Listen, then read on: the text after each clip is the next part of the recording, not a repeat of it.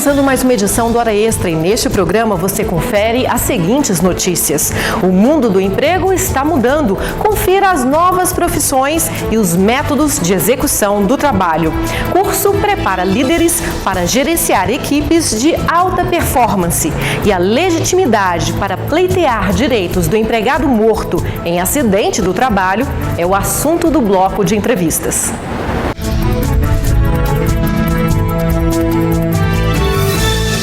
Com o avanço da tecnologia e a modificação dos meios de produção, novos trabalhos surgiram, como o do digitador e do teleoperador. Mas a antiga legislação já não atende mais à realidade enfrentada por esses trabalhadores. O excesso de trabalho junto aos monitores de computadores ocasiona secura e irritação constante nos olhos, além do incômodo, da luminosidade e reflexos das telas.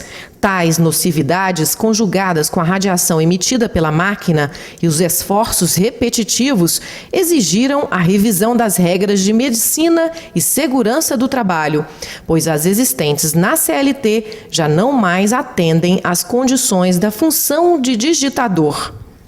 Por isso, o Ministério do Trabalho e Emprego expediu a norma regulamentadora número 17, que trata de ergonomia e estabelece parâmetros que permitem a adaptação das condições de trabalho às características psicofisiológicas do trabalhador, para proporcionar um máximo de conforto, segurança e desempenho eficiente.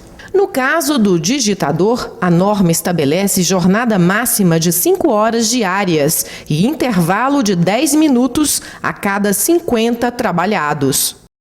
Embora ainda haja polêmica, o juiz do trabalho, Fabiano Coelho, afirma que a NR17 prevalece sobre as antigas disposições da CLT, que tratam apenas da jornada de 8 horas da datilógrafa, profissão que já caiu em desuso. Em que pese a própria Constituição Federal mencionar que a competência para disciplinar regras trabalhistas é do Congresso Nacional, é uma competência legislativa típica, a CLT confere ao Ministério do Trabalho a competência para regulamentar condições necessárias para a segurança e saúde do trabalhador. Então, em razão das especificidades da profissão do digitador, que é uma profissão desgastante, que tem um risco enorme de desenvolvimento de doenças ocupacionais, o Ministério do Trabalho tem essa competência de fixar intervalos que a norma do Ministério do Trabalho, a norma regulamentar, ela tem que prevalecer sobre a própria lei. Outra novidade trazida pela NR17 foi com relação à atividade do teleoperador, uma profissão também recente e que recebeu tratamento diferenciado. O anexo 2 da norma fixou jornada de 6 horas, intervalo para repouso e alimentação de 20 minutos, não computados na jornada, e mais 2 intervalos especiais de 10 minutos. O juiz Fabiano Coelho ressalta que a NR17 estabeleceu pausa para recuperação psicológica no caso do teleoperador e ainda tratou do assédio moral, disposições inéditas no ordenamento jurídico brasileiro. É a primeira vez nesse anexo 2 que o Ministério do Trabalho, nessas normas regulamentares, ele explicita normas específicas para resguardar a saúde mental do trabalhador. Então, nesse sentido, em que pese a NR seja restrita aos teleoperadores, ela acaba explicitando conceitos novos que, por analogia, eu poderia até trabalhar para outras categorias, né? Então, lá tem algumas situações para garantir a saúde psicológica do trabalhador, como, por exemplo, o call center. A gente sabe que muitas vezes o cliente liga para resolver um problema, está aborrecido com a empresa da qual ele é consumidor e ele acaba descarregando aquela raiva no próprio trabalhador, que não tem nada com isso. E a NR prevê que em situações desse tipo, ele pode dar uma pausa para socializar o conflito, né, para recuperar-se daquele atendimento que foi adverso, para que ele tenha condições de trabalhar o resto do dia sem aquele acúmulo de situações de desgosto no trabalho. Afinar as diversas personalidades, diferenças e conhecimentos dos membros de uma equipe para que consiga uma alta performance não é tarefa fácil, mas existem dicas que podem facilitar o relacionamento e o crescimento profissional. No trabalho, existem aquelas atividades que conseguimos realizar sozinhos. Outras vezes, precisamos somar esforços para atingir objetivos que, isoladamente, não seriam alcançados. Por isso, o trabalho em equipe tem sido cada vez mais incentivado nas diversas áreas da atividade humana. E como uma equipe é formada por pessoas que precisam se relacionar, trocar experiências e opiniões, alguns atritos podem acabar surgindo. Situação de conflito, primeira coisa, serenidade. Primeira coisa, ter serenidade. Segundo, tolerância. Terceiro, integração ao assunto que está sendo polêmico. Todos que passaram por lá e estão lá até hoje, eu tenho boa convivência com todos. O primeiro desafio para todo líder é dar coerência às diversas personalidades, diferenças e conhecimentos dos membros de sua equipe. Realmente não é tarefa fácil, mas os especialistas afirmam: a boa equipe é justamente aquela formada por um grupo heterogêneo. E a chave para a solução dos conflitos está mesmo na comunicação. É o que explica a psicóloga e professora da Fundação Dom Cabral, Marilene Carvalho. Toda equipe de excelência, ela precisa ter pessoas com conhecimentos e habilidades complementares. Então, esse é o ponto básico. Nós precisamos ter pessoas com diferentes conhecimentos. Então, a questão básica da equipe de alta performance é ter um grupo heterogêneo. A psicóloga ensina o que fazer para que o profissional consiga mostrar sua competência sem quebrar o elo de confiança que deve existir numa equipe. Esse é um fator que o líder precisa atuar fortemente. Ele precisa saber estabelecer as metas. Ele precisa entender que as pessoas têm que ter metas individuais, mas a equipe precisa de ter metas coletivas. E a partir do momento que eu entendo que ao cumprir a minha meta individual, eu estou ajudando a equipe a cumprir a sua meta coletiva, todos serão aplaudidos. Não tem nenhum problema para você mostrar o seu trabalho. Para a especialista, o principal erro que a pessoa pode cometer num trabalho em equipe é usar de práticas individualistas. Uma postura mais individual, uma postura de egoísmo e talvez uma questão pautada muito para uma visão assim: eu fazendo a minha parte já é o suficiente. Um olhar mais focado para a dimensão individual. Essa é a questão que mais atrapalha o trabalho em equipe. É importante que o líder tenha a habilidade para resolver as dificuldades e identificar as potencialidades individuais, visando a formação de uma equipe de alta performance. Pensando nisso, os gestores do TRT de Goiás participaram em Goiânia de um curso sobre administração de conflitos e autopercepção. A ideia foi apresentar uma nova visão da função do líder. Em toda equipe, além do líder, é preciso que haja uma colaboração, uma participação de todos. E é importante que o magistrado compreenda isso e o seu papel de líder para que ele possa contribuir e obter melhores resultados sem sacrificar a individualidade e sem excluir ninguém dessa equipe. No próximo bloco, o juiz do trabalho Kleber Salles vai falar sobre a legitimidade do espólio e dos herdeiros para pleitear direitos do empregado morto em acidente do trabalho. Veja a seguir.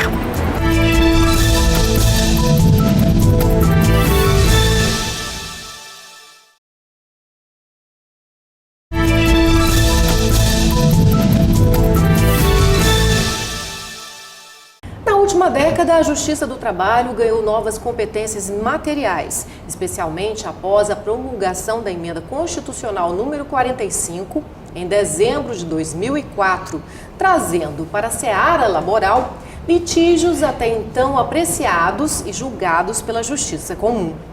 Uma das questões que causam polêmica até hoje é a legitimidade do espólio e dos herdeiros na Justiça do Trabalho. Afinal, quem pode pleitear direitos do trabalhador morto em acidente do trabalho, por exemplo? Sobre o assunto, conversamos hoje com o juiz Kleber Salles, que atua na Vara do Trabalho da cidade de Goiás. Doutor Kleber, seja bem-vindo à Hora Extra. Obrigado. Doutor Kleber, quem pode pleitear em juízo o pagamento de créditos deixados com a morte do empregado? Bom, é importante, a princípio, esclarecer que a Justiça do Trabalho sempre teve de portas abertas para apreciar as demandas envolvendo créditos de trabalhadores falecidos. A emenda constitucional 45, de fato, trouxe situações novas para o âmbito da competência da Justiça do Trabalho e, portanto, algumas dúvidas também novas quanto a essa legitimidade ou a quem compete pleitear em juízo perante a Justiça do Trabalho a reparação de eventuais danos causados ao trabalhador falecido ou mesmo aos seus sucessores civis, herdeiros e sucessores civis, quando esses danos atingem a eles próprios e não exatamente ao decujus. Então, em linhas gerais, eu poderia dizer que a legitimação para o pleito dessas parcelas em juízo vai coincidir inicialmente com o próprio espólio, ou seja, naquilo em que se trate de créditos sonegados em vida ao trabalhador, pode o espólio, ou tem o espólio, legitimidade ativa, para pleitear em juízo esses pagamentos.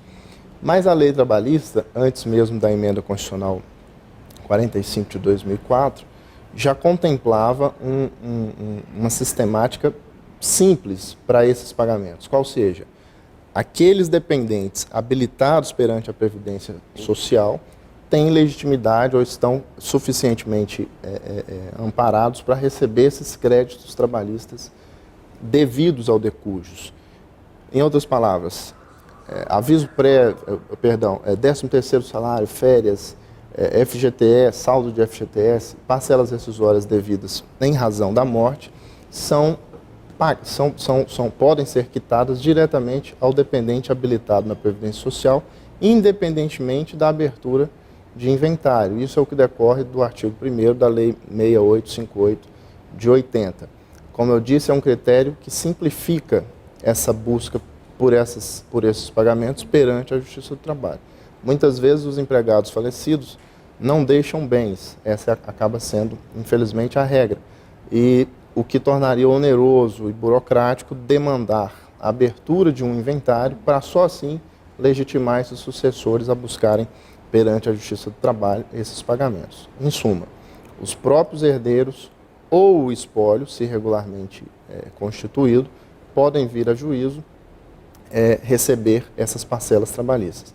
Também podendo fazê-lo o dependente habilitado perante a Previdência Social. O senhor falou em dependentes previdenciários, mas os sucessores civis também poderiam entrar com uma ação na Justiça do Trabalho para pleitear esses direitos do trabalhador falecido? Exatamente. Quando se fala em herança, pelo artigo 1794 do Código Civil, fala-se em direito, e combinado com o artigo 82 do mesmo Código, fala-se em pretensão indivisível, ou seja, o próprio Código Civil equipara a herança a bem imóvel, ou seja, cada herdeiro por si ou coletivamente pode demandar em juízo essas reparações ou pleitear esses pagamentos de parcelas sonegadas em vida ao decujus, ao trabalhador falecido. Então você tem duas hipóteses, ou no caso de inventário formalmente constituído através do inventariante, artigo 12, inciso 5 do Código de Processo Civil, ou cada herdeiro por si ou coletivamente. Então, se há 5 herdeiros, por exemplo, eles podem vir se apresentando como sucessores de fulano de tal e pleitearem pagamento dessas parcelas rescisórias.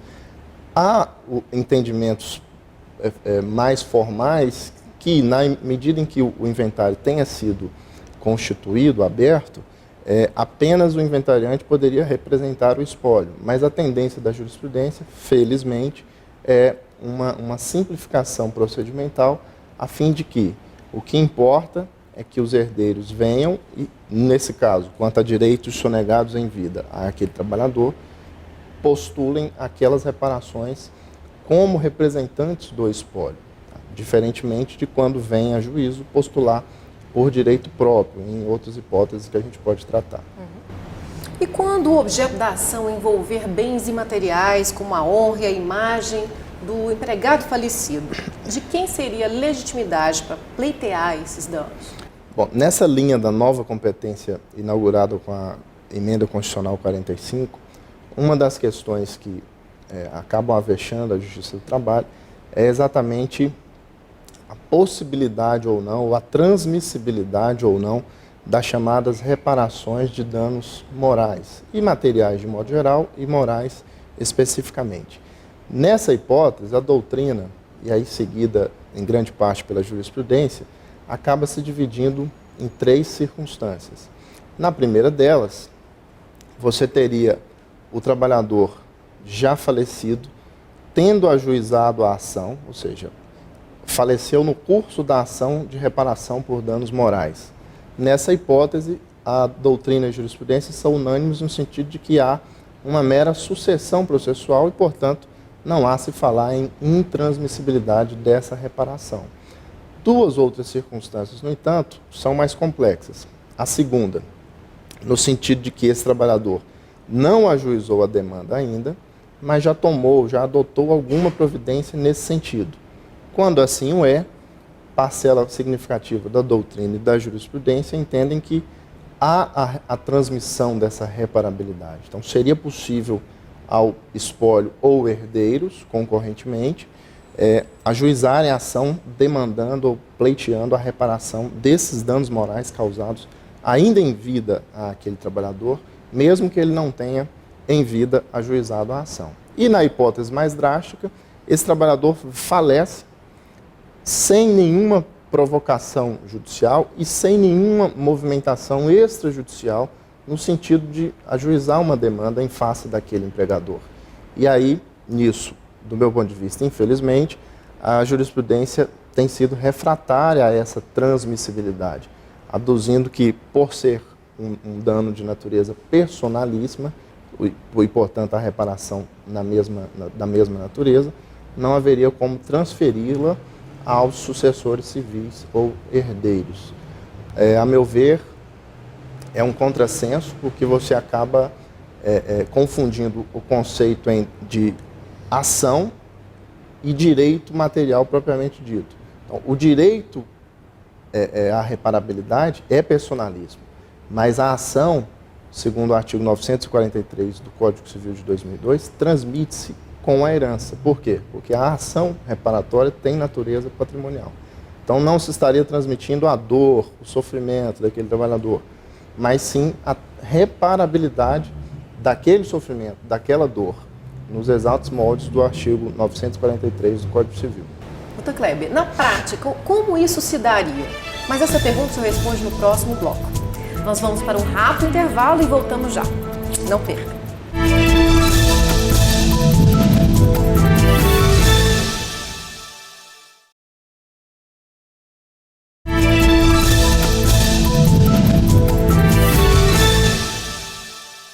Hora Extra está de volta. Hoje conversamos com o juiz Kleber Salles sobre a legitimidade de herdeiros e do espólio na Justiça do Trabalho. Doutor Kleber, nessa discussão sobre a transmissibilidade da reparação do dano moral, o senhor pode citar alguns exemplos? Veja bem, imagine a hipótese de um trabalhador que foi acusado em vida de furto, por exemplo, pelo empregador. Ele pode ter ajuizado a ação visando a reparação por danos morais, ou a reparação desses danos morais, e na hipótese de vir a falecer por um motivo estranho ao contrato de trabalho, é natural que se transmita aos seus sucessores a condição de legitimados nesse processo já em curso, uma chamada sucessão processual. Nisso, como eu antecipei, não há divergência na doutrina e na jurisprudência. Uma segunda hipótese, esse mesmo trabalhador, acusado de furto pelo empregador, vem a falecer antes do ajuizamento dessa ação. Mas Nesse entremeio da acusação, da imputação de furto até o seu falecimento, por causa estranha ao contrato de trabalho também, ele chegou a constituir um advogado, ele chegou a procurar algumas testemunhas, a levantar documentos para demonstrar que sofreu aquelas agruras, aqueles inconvenientes da falsa imputação de crime, buscando, por exemplo, cópias do processo criminal a que responde ou a que respondeu nesse meio tempo. Mas a ação em si não chega a ser ajuizada. Seria, do meu ponto de vista, um contrassenso jurídico não autorizar a família, ou especificamente o espólio ou os sucessores civis, a buscarem essa reparação perante a Justiça do Trabalho, não se passando por quem sofreu a dor, mas cobrando a reparação, a devida reparação, pela dor pela qual passou aquele autor da herança, ou seja, o trabalhador falecido. E no terceiro caso que o senhor também mencionou, quando o trabalhador, ainda em vida, não demonstrou nenhum interesse em buscar uma reparação. Exatamente. O raciocínio é o mesmo da segunda hipótese, só que você não teria esse amparo jurisprudencial e doutrinário para autorizar o espólio a fazê-lo. Mas, repito, do meu ponto de vista, sustento isso em artigo recentemente publicado no livro em homenagem aos 20 anos da Associação dos Magistrados da Justiça do Trabalho da 18ª Região, seria também um contrassenso você exigir do trabalhador falecido qualquer atitude antecipatória ou preparatória da ação, se esse dano é manifesto. Há, por exemplo, no Código Civil, artigo 200, uma disposição no sentido de que, quando o fato deva ser apurado perante a Justiça Criminal, e a imputação de crime de ação penal pública, como furto, de competência da Justiça Criminal, sequer corre o prazo prescricional. Então, analogicamente, você teria uma ressalva legal para esse trabalhador aguardar o desfecho do processo penal e só depois promover a ação. Se nesse meio tempo ele, infelizmente, venha a falecer, não há, do meu ponto de vista, autorização no ordenamento para dizer, olha, como a dor era moral, o direito é personalíssimo, não se transmite com herança.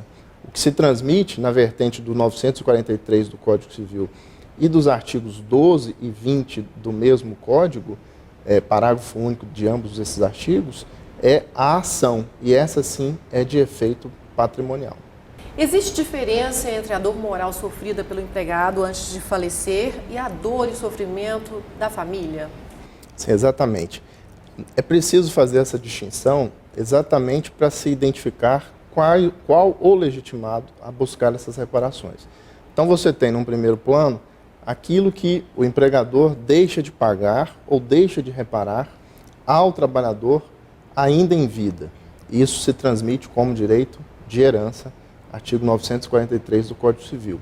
E tem também os chamados danos em ricochete ou danos reflexos, quais sejam aqueles que impõem aos sucessores, sejam eles herdeiros diretos ou mesmo entes queridos, assim classificados, ou seja, um leque maior, inclusive aí os parentes afins, uma dor pela perda do ente querido causada em uma situação acidentária, em uma situação ilícita no âmbito do contrato de trabalho. Nessa hipótese, os legitimados para cobrarem essa reparação por danos morais e também pelo pensionamento quando há dependência econômica são os próprios herdeiros, os próprios sucessores civis. É o chamado direito próprio do herdeiro sendo cobrado perante a Justiça do Trabalho. Qual é o procedimento a seguir quando, por exemplo, o herdeiro está pleiteando, na verdade, direito alheio do empregado, a dor moral do empregado falecido? Via de regra, nesses casos, extingue-se o processo sem resolução do mérito por falta de uma condição da ação chamada legitimidade ativa.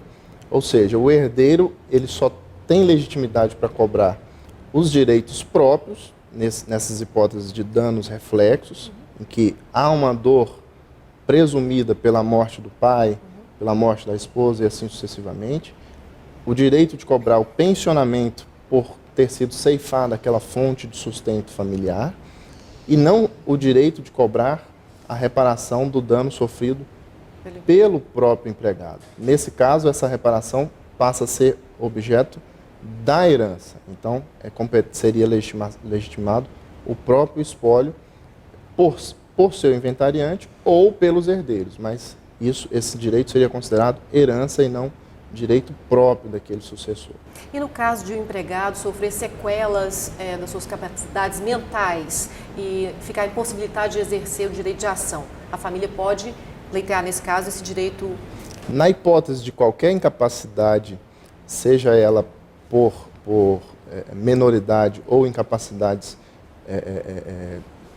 decorrentes de acidente ou perda de discernimento, ingressam nas situações de representação previstas no próprio Código Civil. Então, a esposa, ou o filho, ou o ascendente, dependendo de quem tenha sobrevivido ou de quem tenha essa relação direta com o trabalhador que perde a capacidade. Doutor Kleber, todas essas questões polêmicas o senhor escreveu em um artigo, né? Que eu vou mostrar aqui o livro, que foi publicado pela AMATRA, né? Pela LTR. Você pode falar mais sobre ele, eu acho, do que eu. Bom, trata-se de uma obra coletiva em homenagem aos 20 anos da AMATRA 18, Associação dos Magistrados da Justiça do Trabalho do Estado de Goiás, contemplando vários assuntos ou temas recorrentes, modernos, do ponto de vista processual e material do trabalho. Então, a obra que recomenda-se a leitura está à disposição junto à editora LTR e também na sede da AMATRA, no novo prédio da Justiça do Trabalho, em Goiás. Ok, doutor Kleber, muito obrigada pela presença do senhor mais uma vez aqui no Hora Extra, sempre trazendo questões muito interessantes e inovando no direito do trabalho. Eu que agradeço a oportunidade, estamos à disposição. Bom, o Hora Extra fica por aqui. Obrigada por sua atenção e até a próxima semana. Mais notícias sobre o TRT de Goiás você pode acompanhar pelo Twitter ou pelo Facebook. Até lá!